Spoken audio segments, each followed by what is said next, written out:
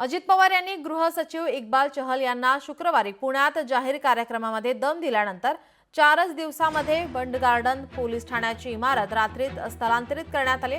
पुण्यातील सर्वात जुनं पोलीस स्टेशन असलेल्या बंड गार्डन पोलीस ठाण्यामुळे जिल्हाधिकारी कार्यालयाची नवी इमारत दर्शनी बाजूने पूर्ण झाकळून जात होती। त्यामुळे आता 2 महिन्यांपूर्वी हे पोलीस स्टेशन स्थलांतरित करण्याचा प्रस्ताव देण्यात आला होता। मात्र पोलीस महासंचालकांनी हा प्रस्ताव मान्य करून गृह सचिवांकडे पाठवला होता। अजित पवारांनी स्वतः पाठपुरावा करूनही जवळपास 1.5 महिना हा प्रस्ताव मान्य करायला गृह सचिव असलेल्या इक्बाल चहल यांनी त्यावर सही न केल्यामुळे अजित पवारांनी पुण्यात पोलिसांच्या कार्यक्रमात जाहीर दम दिला होता। अखेर 4 दिवसातच सगळी कार्यवाही करून रात्री बंड गार्डन पोलीस ठाण्याचा साधू वासवानी चौकामध्ये स्थलांतर करण्यात आले।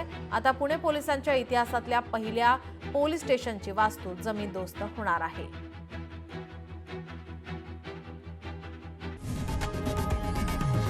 लोकशाही मराठी ऐका, पहा, जागरूक रहा।